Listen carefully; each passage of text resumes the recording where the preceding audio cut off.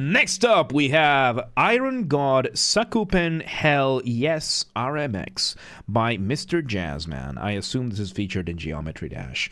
Once again, everybody, this is a Basterd's LFA, a layman-friendly analysis. I'm a professionally trained musician and composer, and my objective here is to explain things in a way so that you don't have to be one to understand what is happening here musically. So, if you like the sound of that, make sure you're following the channel, subscribe to the channel, whatever term you want to use, like the video, share the video, leave a comment, turn on notifications, become a member, all that good stuff. 2 disclaimers. Number 1, this is my first time hearing this track ever, so I will be pausing a lot and I will be talking a lot as I will be explaining things as I hear them or as I realize them. And number 2, this is recorded live on stream on a single take. I might stumble upon my words. Whatever happens, happens. So you've been warned. Now don't go complaining in my comments that, oh, you're talking too much, you're pausing too much, because I just told you that's what I'm going to do. That being said, let's do this. Iron God, Sakupen Hell. Sakupen Hell. Let's go.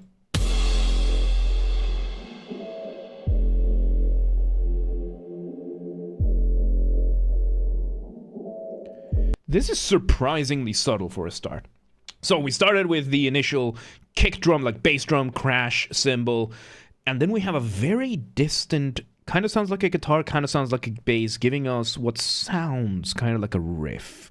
Riff being a type of motif. Motif being the smallest version of your musical idea, the seed, the essence from which everything else comes from, and the contemporary version of that would be a riff. Riffs usually used in guitars, basses, that kind of thing, and usually they are repeated. In classical terms, in academic terms, when you repeat something over and over, it's an ostinato. So a riff, technically speaking, because you have the motif, and the motif is usually going to be some sort of melody or melodic idea, unless you have the exception, which is going to be like a rhythmic motif. Because music has 3 elements: rhythm, harmony, and melody. So usually a motif is going to be in melody.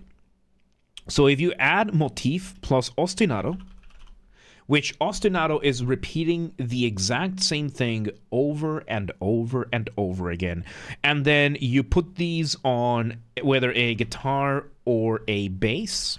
Nowadays, maybe a keyboard too, but nowadays it's these, you get what we call now a riff. It's a more casual term, it's a contemporary term, but this is basically the formula nowadays for what makes a riff. It's not just that it's a motif or it's just an ostinato. It's kind of this combination. Usually you're going to get another guitar or a bass. There are other instruments where you can, of course, do it, but this is the case now. So we're getting that. We're getting a very faint kick drum, like bass drum, and we get a very faint guitar, and I assume, yeah, this is going to pick up. Let's see where it goes. Very slow, too. Now, how are you going to pick this up? Oh, there you go. Okay, so you hit we hit the listener in the face with the new drums kicking in. We have the new kick drum. We have the new snare and everything. Yams, welcome to the day. How you doing? And I wouldn't call this a drop. I would just call this introducing the actual drum beat. 22 seconds, 25-ish seconds for this. That's ballsy. That's risky. That's risky because, once again, when you're making music, you want to have a very careful balance between what is new and what is familiar. Too much repetition, you risk boring the listener. They tune out. Too much new stuff too quickly, you risk overwhelming the listener. They tune out. And in this case, yeah, this is very in your face, kind of like a jump scare intended, would seem.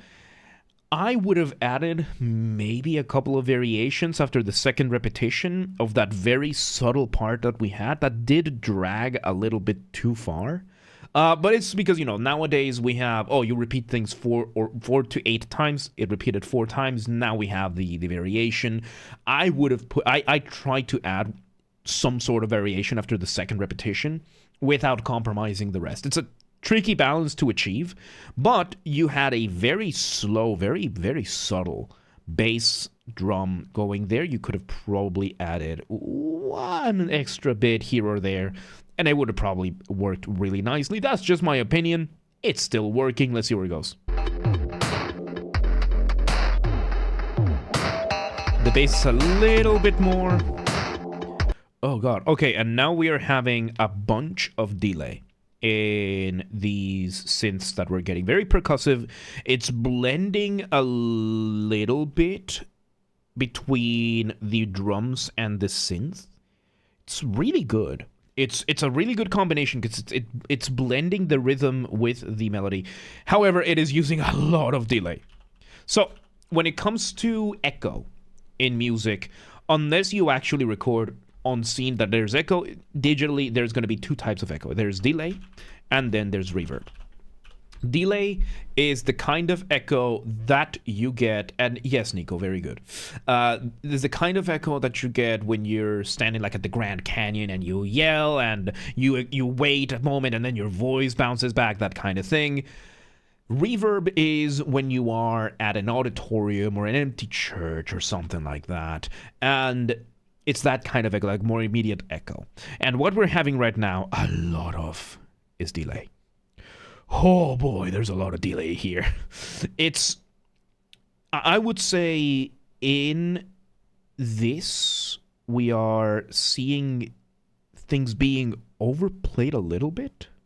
We're overplaying things a little bit. Just on the edge of where this becomes too much. Very risky move. Very, very risky move. But it is working. Let's see where it goes.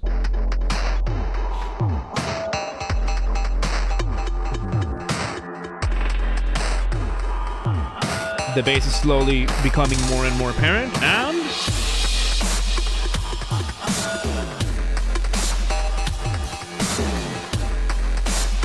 Jenny Monkey, welcome to stay. So yeah, we are having the bass riff carrying the motif element of this, and everything else is being carried by these rhythmic drums, synths, giving us just the straight up rhythm. And it's a very interesting approach because it is very risky. We are almost 1 minute into a 4-minute track and we still don't have a melody. That is very, very risky. The beat is good, though. The beat is good. So let's see where we take this.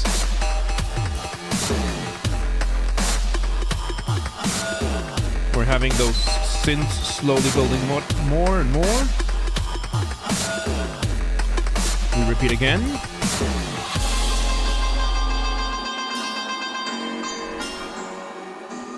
Our first semblance of a melody. Our first semblance of a melody, a plucked instrument of some sort. It's not a guitar, it's not a mandolin, it's not a banjo, it's nothing like that. It seems to be one of those Eastern, or we call them world music instruments. And yeah, giving us a little bit of a motif there, of an actual motif. Motif, of course, being the melodic, smallest version of your musical idea, the seed from which everything else comes from, which is a very again, this is a very, very risky approach. Very risky approach, because waiting 1 minute 15 seconds to introduce a melody, very, very, it could be a sitar. Yeah, it could be a sitar. Like plátanos, I mean, in Guatemala, we call plátanos the sour ones, and banano the sweet one. I like the sweet ones. All right, let's see where it goes. Remember, there's a remix. Okay. So we bring the drums again, yeah. We're actually getting melodies now. And off the ramp we go. Once again, going off the ramp is a colloquial term that I use. Colloquial just means there's no official academic term, or at least I'm not using it for the sake of simplicity and explaining things. Going off the ramp is what I call transitions. It can be as short as a single beat. It can be as long as a whole section. And it is what I call the transition that makes your listener feel suspended up in the air at the mercy of inertia, kind of going off a ramp, waiting to see where you land. How do you do this? You remove the drums, maybe the bass as well. And in this case, we introduce some chords. Now, we actually have a chord being played by either a synth playing vocal samples or something like that, which gives us this really cool moment of flipping things up, because everything was kind of just relying very heavily on the drums. Now the drums aren't there anymore. We bring in the chords during that moment of hit, and there you go. What is the right term for going off the ramp? I don't know. I can't think of one. Yeah. So yeah, now you can hear how that chord being played, those chanting. Could be a break. Yeah, could be a break. Yep. And there we go. We'll bring back. Okay, so we bring in, we drop the beat, and we start doing the good old dubstep whoop-whoops. However,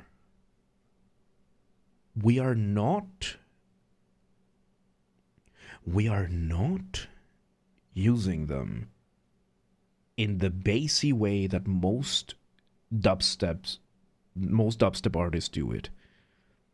We are very high up. There's panning, yes, for sure, but we are very high up in the sound waves, because usually in dubstep, you drop the beat, it goes to the bass. You drop the bass, and then you get the really cool bass. In this case, we're having this in the middle, almost in the treble. Very unorthodox approach. Like, we are challenging a lot. Like, there's a lot of risks being taken over here by Jazzman. Adam, welcome back. How you doing? Let's see what it goes.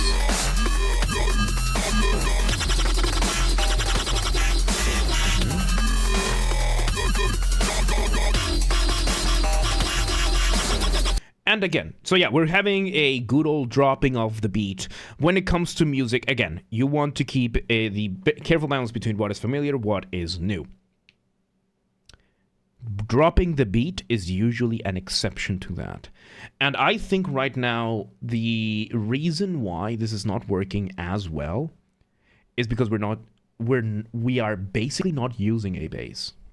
There is very little bass in this whole thing. And one of the things about dubstep and mostly electronic music is the bass. So having this little bass, it's risky. It's very risky. I can see how people would just tune out of this, because there are certain things about certain genres that you need to have in order for it to work properly. It is working to an extent, but there are a lot of risks being taken here. Let's see where it goes.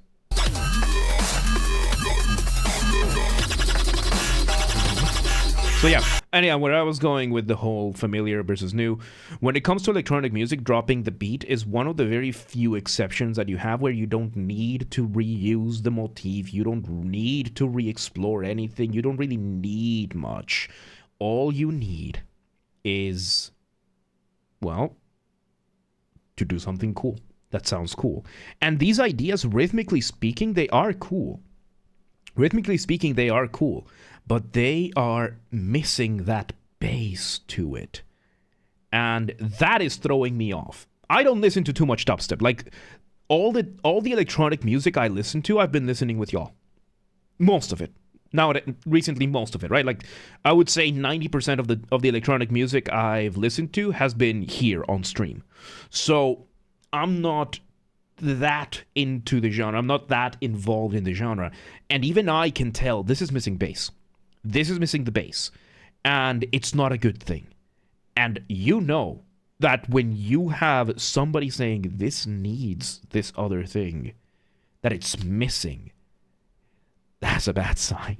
So you don't need it in some types of EDM. In dubstep, you don't. No, but in this case, not having a bass is feeling like the track is actually lacking.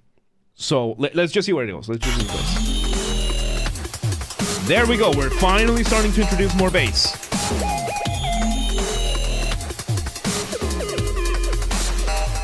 There we go. We turned up the bass a little bit. Okay. Now we're using a variation of those initial rhythmic delay things. So let's see.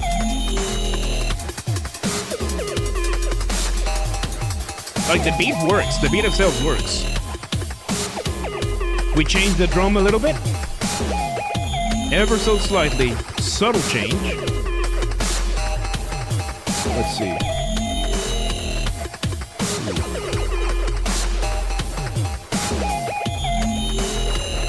I do like the panning, though. The panning is fun. So when it comes to, yeah, you can hear the panning. It's going from left ear to right ear, right ear to left ear. And yeah, that's panning. Active panning 101. As the sound plays out, it goes from one ear to another. It is giving this track a very needed sense of dynamics. It's giving this some sense of pace. Because I think that's been the weakest part this whole thing has had. That the pace feels very, very monotonous. So having the padding coming here is a very, very well welcomed breath of fresh air. Because the beat itself is not a problem. The drop itself was not a problem. The ideas themselves, the fading, like the faded bass line, the delayed things have not been a problem by themselves, but one of the issues this track has had has been overstaying its welcome. We are engaging in the idea of, oh yeah, we repeat things 4 times and then we do something else. We repeat things 4 times, then we do something else. And that is giving this whole thing a very static feeling. And so far, if it hadn't been for the beat actually being pretty decently made, like the beat itself has been pretty decent, this would be just flat out boring. This is leaning very much on that familiarity side of things. So, yeah, let's see where it goes. Let's see where it goes. It is. Hell yeah. Hell yeah. There we go. We bring in the variation of the drop. Nice. For the first time in 3 minutes, we are hearing variation, proper variation, before repeating things multiple times. Is bass needed? I feel like it could work as long as we use... yeah, no, you can absolutely not use bass. Like, there is a really good album out there, Death Magnetic by Metallica. Death Magnetic by Metallica. And they basically just erased the bass. They just turned off. They just decided, you know what, let's just not use... Like, the bass is there and everything. They just decided to mix it very weird, and you can barely hear bass. You can barely hear bass, and it's a good album. It's good music. So, yeah, you can get away without using a bass, but for this piece particularly, for this track particularly, it feels like you need it. Because... it could be not the bass. It could be not the bass. The problem that this track is having is that it feels like it needs more. It feels like it needs more. Like, from my perspective, it's bass. I think a more evident bass line would probably do this a lot more favors. But it could be that there's no melody, there's no harmony. There is just a rhythm going on. So I think it's that. It just feels lacking in that sense. Let's just see how it ends. Let's see how it ends. Because we're having the dubstep drop, which is fun. Waterponder, welcome back. Deno, welcome back. Oh yeah, Deno's been here. All right. We bring back the sitar, whatever this is. Now with some drums. How are you gonna end this? One last hit with the melody. How are you gonna end this? One last hit of those notes, you let it fade away, and there you go. Like, you just let the energy dissipate, and there you go. Man. There you go. That, yeah, I would say by themselves, the individual elements by themselves were okay. Like, this isn't something revolutionary. It doesn't have to be. This isn't a masterpiece. It doesn't have to be. But once you start putting all of these one after the other, the lack of variation, the lack of melody, the lack of a bass line, of an evident bass line, there are a lot of things that this track has going against itself that makes it very risky. Like, a lot of risks are taken here. I liked it to an extent. Like the beat was good. The beat was fun. And there are a lot of, there's a lot of just little, like, these are not little details, but these are missing elements. And throughout the entire thing, it just feels like I was missing out. Like there was something missing in this track, and in the bad way. So, yeah, no, there you go. That was Iron God Sakupen Hell Yes remix by mr-jazzman from the X-Milsa channel. Once again, everybody, this has been the Basterd's LFA, a layman-friendly analysis. I'm a professionally trained musician, a composer, and my objective here has been to explain things in a way so that you don't have to be one to understand what's happened here musically. So, if you are watching this in the YouTube video archive thing, thank you for watching. Make sure you're following the channel, subscribe to the channel, whatever term you want to use. Like the video, share the video, leave a comment, turn on notifications, become a member, all that good stuff. If you want to listen to this without me interrupting every 3 seconds, I'll be linking it down below. Why am I coughing, dude? If you want to request a song and you're not on the live stream, if you're on the live stream, don't request just yet. And if you are not on the live stream, go to the Discord server, link down below. Go to the LFA requests channel and follow the instructions on the pinned messages. And if you want to catch the streams when they happen live on stream, we aim for Monday through Friday, 6 p.m. Central European Time. Full stream schedule up to date in your local time zone is on both the Discord and the Twitch link down below, so that you don't have to bother about, what time is 6 p.m. European time in Texas? It's all there. It shows in your local time zone. And follow the gaming channel. I haven't uploaded in a bit, but that's where I put the gaming after shows that we do, the VODs for them, that I just dump them there. So Games R Basterd, link down below, or just search for the username on YouTube. It's the same as James R Basterd. You just swap the J for a G and you got it. And yeah, there you go. Iron God Sakupen Hell Yes remix. Interesting stuff. But yeah, let's move on.